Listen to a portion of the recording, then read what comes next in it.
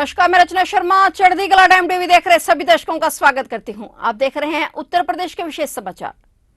योगी आदित्यनाथ के लिए आज बहुत ही बड़ा दिन है। आज सूबे के मुखिया योगी आदित्यनाथ ने दूसरी बार मुख्यमंत्री पद की शपथ लेकर कार्यभार संभाला है। आज लखनऊ के अटल बिहारी वाजपेयी इकाना स्टेडियम में करीब 70,000 से अधिक लोगों की उपस्थिति में योगी आदित्यनाथ ने लगातार दूसरी बार देश के सबसे बड़े राज्य के मुख्यमंत्री पद की शपथ ली है। मुख्यमंत्री योगी आदित्यनाथ के साथ कई मंत्री भी शपथ ले रहे हैं। योगी के नए मंत्रिमंडल में महिला, युवा और अनुभवी नेताओं का मिश्रण है। वहीं योगी आदित्यनाथ की ताजपोशी में देश के प्रधानमंत्री नरेंद्र मोदी, रक्षा मंत्री राजनाथ सिंह, गृह मंत्री अमित शाह सहित कई राज्यों के मुख्यमंत्रियों, उप मुख्यमंत्री और कई बड़ी हस्तियों के चेहरे नजर आ रहे हैं। Atal Bihari Vajpayee international cricket stadium में योगी सरकार 2.0 के शपथ ग्रहण के आयोजित कार्यक्रम में बॉलीवुड के अभिनेता भी पहुंचे हुए हैं।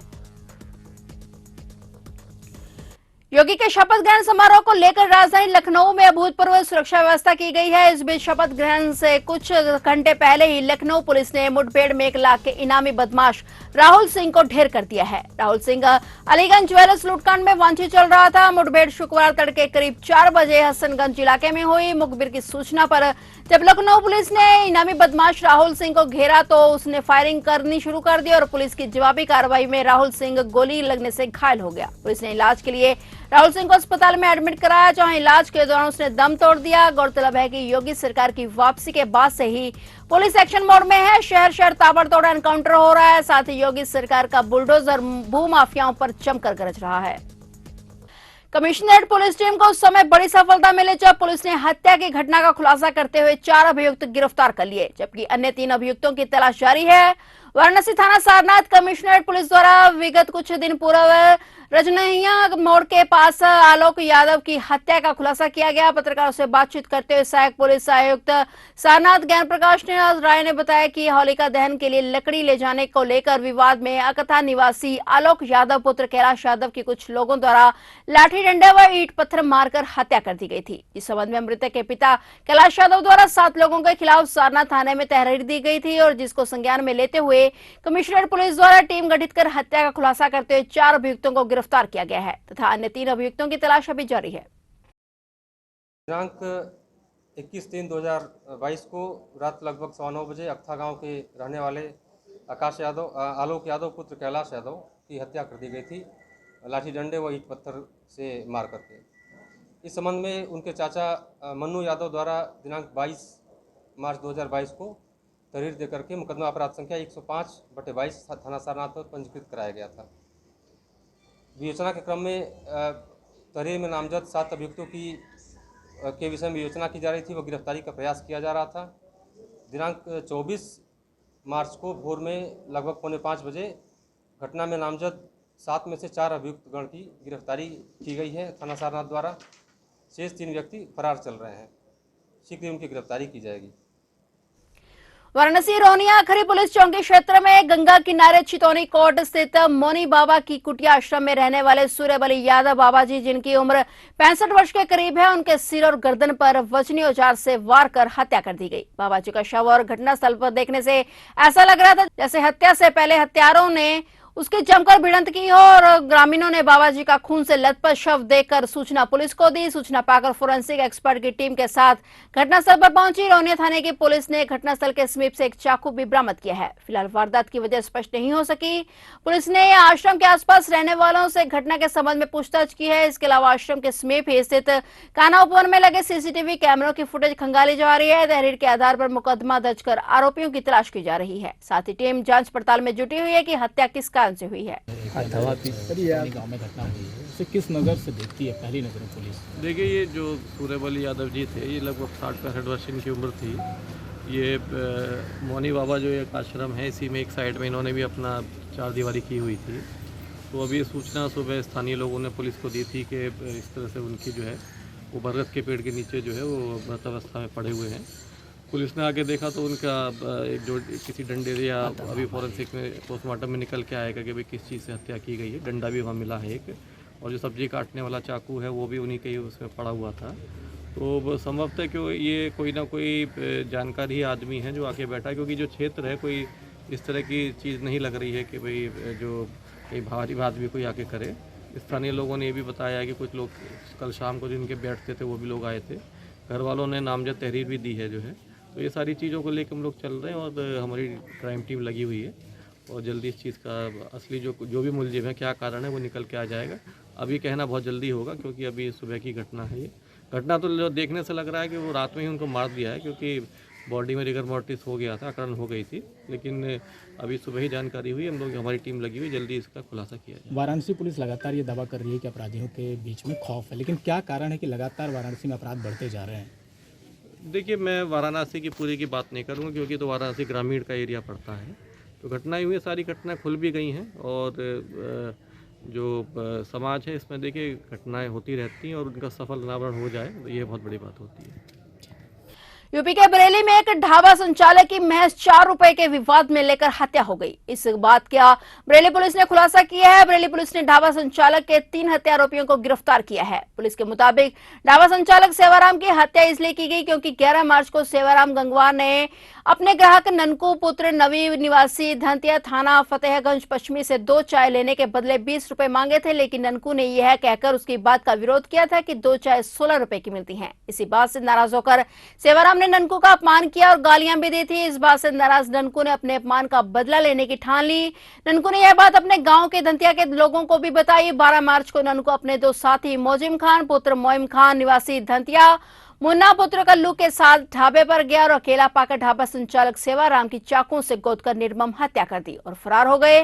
पुलिस ने सेवाराम के पुत्र की तहरीर पर हत्या का मुकदमा दर्ज किया था और इसी आधार पर पुलिस ने ननकू को उठाया और पूरे मामले का खुलासा कर दिया। पुलिस ने हत्या का खुलासा करते हुए 3 हत्या आरोपी को गिरफ्तार करने के साथ ही आला कत्ल को बरामद किया है और आरोपियों को कोर्ट में माननीय न्यायालय के सामने पेश किया जाएगा। थाना फतेहगंज पश्चिमी के अंतर्गत 14 तारीख की सुबह एक सेवाराम गंगवार थे। ये अपनी एक झोपड़ी इनकी हाईवे के किनारे है और वहाँ पर ये खाने का सामान बेचते थे। इनकी नृशंस हत्या कर दी गई थी और ये अपनी झोपड़ी के बाहरी जो चारपाई है उस पर पाए गए थे, मृत पाए गए थे। इसमें पुलिस जब मौके पर पहुंची तो वहाँ पर इनके जो बेटे हैं उनके द्वारा एक तहरीर देकर मुकदमा धारा 302 आईपीसी के अंतर्गत पंजीकृत कराया गया अज्ञात के विरुद्ध। पुलिस ने इसमें छानबीन की तो इसमें 3 लोगों के नाम प्रकाश में आए हैं, जिसमें एक ननकू उर्फ मुनव्वर खां, मोजिम खां और मुन्ना उर्फ मुशर्रफ खां, ये तीनों ही लोगों के नाम प्रकाश में आए हैं। इसमें जो 2 लोग हैं वो तीनों ही लोग हैं वो धंतिया गांव के हैं, जो मृतक का जो पास का गांव का है उसके रहने वाले हैं। इसमें जो मुन्ना ननकू उर्फ मुनव्वर खां हैं ये एक दिन पहले वहाँ पर चाय पीने गए थे और चाय पीने के पैसे के रेट को लेकर इनके आपस में बहस हुई थी और जो बताया गया है कि जो मृतक है उन्होंने इनका बहुत अपमान किया था और इस वजह से और वहाँ पे इसके गांव के लोग भी मौजूद थे। तो ये जो व्यक्ति है इसको काफ़ी अपमान महसूस हुआ और उसके बाद ये अगले दिन जब घर गया तो शराब के नशे में इसने 2 और लोगों को ये बात बताई और तीनों ही ने मिलकर जो 13 तारीख की रात्रि को उसके इस झोपड़ी पे गए और वहाँ पे रात्रि को नशे में जो है इनकी हत्या कर दी। और इसमें जो धारदार हथियार जो है वो भी प्रयुक्त जो घटना में है वो भी पुलिस द्वारा बरामद किया गया। तीनों ही व्यक्तियों को गिरफ्तार किया गया और तीनों को ही गिरफ्तार करके जेल भेजा जा रहा है। कितने रुपए का लेन देन था? इसमें जो ये बात निकल के आई है वहाँ पर कि जो मृतक है उसके द्वारा वहाँ पे चाय का जो रेट है वो 10 रुपये बताया गया था और जो अभियुक्त बने हैं इसमें उनके द्वारा इसमें 8 रुपये दिए जा रहे थे। और इसमें इन्हीं बात को लेके जो जैसा वहाँ लोगों के द्वारा बताया गया कि जो मृतक है उसने उनका अपमान किया था और इस अपमान का बदला लेने के लिए इन्होंने उसकी हत्या की है। 4 रुपए के चक्कर में ये हत्या हुई है? हाँ, इनके द्वारा बताया गया कि दोनों ही उस परिवेश से आते हैं और इस छोटी सी बात को लेके इन्होंने हत्या की और पूरा समझ के इन्होंने पूरा प्लान बना के हत्या की, क्योंकि घटना जो चाय वाले की जो पैसे का लेन देन है वो एक दिन पहले हुआ था। उसके बाद घर जाकर इन्होंने अपने दोस्तों के साथ ये हत्या का प्लान बनाया उस अपमान का बदला लेने के लिए। सर, इसमें क्या कोई आपराधिक इतिहास भी इनके किसी का? हाँ, इसमें भी पता किया जा रहा है, आपराधिक इतिहास भी इसमें पता किया जा रहा है। जैसे ही पता चलेगा हम डीआईजी मुख्यालय सुभाष चंद्र दुबे ने शिवपुर थाने का वार्षिक निरीक्षण किया है। इस दौरान उन्होंने थाने में रखी निरुद्ध वाहनों के नीलामी और बेहतर सफाई, रजिस्टर रखरखाव व शिकायतकर्ता से बराबर फीडबैक लेने के लिए नसीहत दी। वाराणसी डीआईजी अपराध एवं कानून व्यवस्था मुख्यालय वाराणसी कमिश्नरेट सुभाष चंद्र दुबे ने शिवपुर थाने का वार्षिक निरीक्षण परंपरागत तरीके से करने के लिए शिवपुर थाना एक धमके और डीआईजी वाराणसी के पहुंचते ही पहले ही वहां से मौजूद एसपी केंद्र रत्नेश्वर सिंह एवं प्रभारी निरीक्षक शिवपुर एसआर समेत दर्जनों अधिकारियों और पुलिस कर्मियों ने सलामी देते हुए उनका स्वागत किया।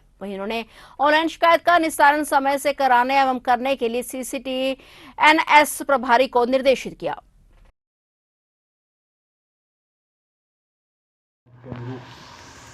गुणवत्तापूर्ण बिल्डिंग्स या अदर चीज़ें होनी चाहिए, वो नहीं है। इन्हीं कारणों से नया थाना बन रहा है, लेकिन यह भी सही है कि जब तक थाने का भवन नए स्थान पर पूर्ण होकर शिफ्ट नहीं हो जाता, यहाँ भी साफ सफाई सहित रख रखाव उच्चतम स्तर का बना रहे, इसको लेकर मेरे द्वारा थाना प्रभारी को और एसीपी साहब को निर्देश दिया गया है। मालों के निस्तारण की समीक्षा करने के क्रम में हमने पाया है कि बहुत सारे माल मुकदमाती लंबित हैं, जिनके कारण थाना परिसर लगभग बहुत सारे 2 व्हीलर्स 4 व्हीलर्स व्हीकल से डंप पड़ा हुआ है। हम उम्मीद करते हैं बहुत जल्दी ये स्थिति बदलेगी।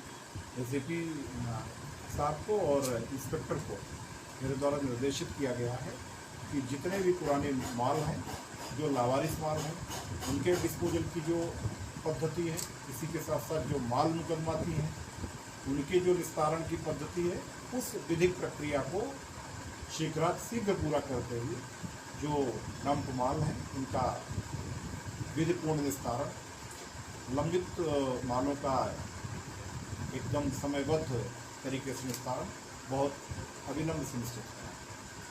अभी बाकी और थाने के अपराध की समीक्षा और भिन्न जो रजिस्टर्स हैं उनके रखरखाव, उनसे थाने के अन्य एक्टिविटीज का भी पता चलेगा। मेरे द्वारा CCTVs का भी निरीक्षण किया गया है। IGRS को भी देखा गया है। IGRS में निर्देशित किया गया है कि प्रकरण का इस प्रकार से गुणवत्तापूर्ण निस्तारण हो कि शासन की प्राथमिकता अनुसार सारे जो लंबित प्रार्थना पत्र हैं, शिकायतें हैं, उनमें पारदर्शितापूर्ण, गुणवत्तापूर्ण और आवेदक की संतुष्टि का पैमाना फुलफिल करते हुए निस्तारण किया जाए, जिससे किसी भी प्रकार से आवेदक को शिकायत का अवसर न मिले। इसी के साथ साथ महिला हेल्प डेस्क पर भी अलग से फीडबैक लेने के लिए। फिलहाल उत्तर प्रदेश के विशेष समाचारों में इतना ही और नए समाचारों के साथ फिर से हाजिर होंगे। तब तक के लिए देखते रहिए चढ़ती कला टाइम टीवी और मुझे दीजिए इजाजत। धन्यवाद।